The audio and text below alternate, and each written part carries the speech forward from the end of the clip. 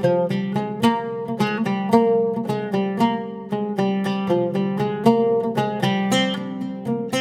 இன்னைக்கு வாயில் வச்சதும் கரையக்கூடிய ஒரு டேஸ்டியான புட்டிங் தான் எப்படி பண்ணுறதுன்னு பார்க்க போகிறோம். இந்த புட்டிங் ரெசிபி நீங்கள் கண்டிப்பாக வீட்டில் ட்ரை பண்ணி பாருங்கள். குட்டீஸ்லேருந்து பெரியவங்க வரைக்கும் கேட்டு வாங்கி சாப்பிடுவாங்க. ரொம்ப ரொம்ப டேஸ்டியாக இருக்கும். ஹாய் ஃப்ரெண்ட்ஸ், வணக்கம். என் பேர் Abhi. Welcome to Indian recipes Tamil. வீடியோக்குள்ளே போகிறதுக்கு முன்னாடி நம்ம சேனல் இந்தியன் ரெசிபிஸ் தமிழை சப்ஸ்கிரைப் பண்ணிக்கோங்க. கூடவே இருக்க பெல் சிம்பலையும் கிளிக் பண்ணிக்கோங்க.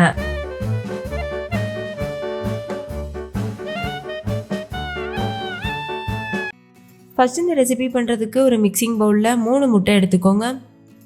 இதை ஒரு விஸ்க் வச்சுட்டு நல்லா மிக்ஸ் பண்ணிக்கோங்க. இப்போ பாருங்கள், நல்லா மிக்ஸ் பண்ணியாச்சு. இப்போ இதில் ஒரு டீஸ்பூன் அளவுக்கு வெனிலா எசன்ஸ் சேர்த்துக்கோங்க. கூடவே 1/2 கப் அளவுக்கு சர்க்கரை சேர்த்துக்கோங்க. சேர்த்துட்டு இதையும் நல்லா கலந்துருங்க. வெனிலா எசன்ஸுக்கு பதிலாக நீங்கள் ஏலக்காய் தூள் கூட சேர்க்கலாம்.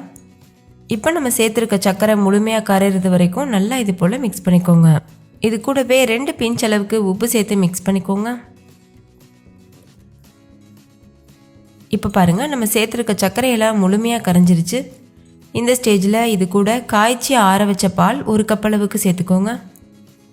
இது 250 ml அளவுக்கு பால் இருக்கும். கொஞ்சம் கூட தண்ணி சேர்க்காம கெட்டியாக காய்ச்சி ஆற வச்சுட்டு அந்த பாலை சேர்த்துக்கோங்க. சேர்த்துட்டு இதையும் நல்லா கலந்துருங்க. கலந்ததுக்கப்புறமா இதை ஒரு ஓரமாக வச்சுட்டு ஒரு பவுல் எடுத்துக்கோங்க. நீங்கள் வீட்டில் இருக்க எந்த பவுல் வேணாலும் யூஸ் பண்ணிக்கலாம். இது உள்ளே நெய் அப்ளை பண்ணிக்கோங்க. இதில் நம்ம செஞ்சு வச்சுருக்க முட்டை கலவையை சேர்த்துருங்க. இப்போ ஒரு ஃபாயில் வச்சு கவர் பண்ணிக்கோங்க. நீங்கள் ஃபாயிலுக்கு பதிலாக ஒரு பிளேட்டு கூட யூஸ் பண்ணலாம். ஆனால் பிளேட் யூஸ் பண்ணும்போது கரெக்டாக அதில் பொருந்துகிற மாதிரியான பிளேட் யூஸ் பண்ணிக்கோங்க. இல்லைனா நம்ம வேக வைக்கும்போது தண்ணி உள்ளே போகிறதுக்கு சான்ஸ் இருக்குது.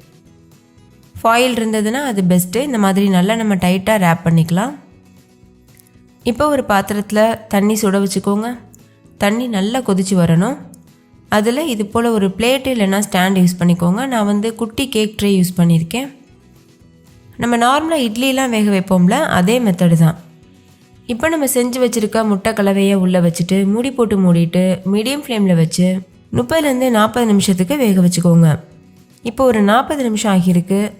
நம்ம செஞ்சு வச்சுருக்க புட்டிங் நல்லா வெந்துருச்சு. இப்போ ஸ்டவ் ஆஃப் பண்ணிவிட்டு இதை வெளியில் வச்சுட்டு முழுமையாக ஆற வச்சுருங்க. ஆறுனதுக்கப்புறமா தான் நம்ம ஓப்பன் பண்ணணும். உங்களுக்கு சில்லுன்னு சாப்பிட்ணுன்னு ஆசை இருந்ததுன்னா ஆறுனதுக்கப்புறமா ஃப்ரிட்ஜில் ஒரு அரை மணி நேரமோ 1 மணி நேரமோ வச்சுட்டு கூட நீங்கள் சர்வ் பண்ணலாம். நான் ஆறுனதுக்கப்புறமா ஃப்ரிட்ஜில் ஒரு 1 hour வச்சு எடுத்திருக்கேன். இது நல்லா சில்லுன்னு இருக்குது.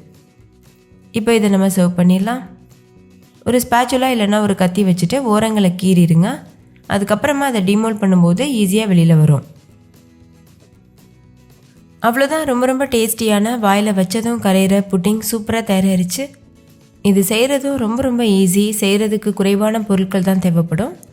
ஸோ கண்டிப்பாக ட்ரை பண்ணி பாருங்கள். வீட்டில் இருக்க எல்லோரும் என்ஜாய் பண்ணி சாப்பிடுவாங்க.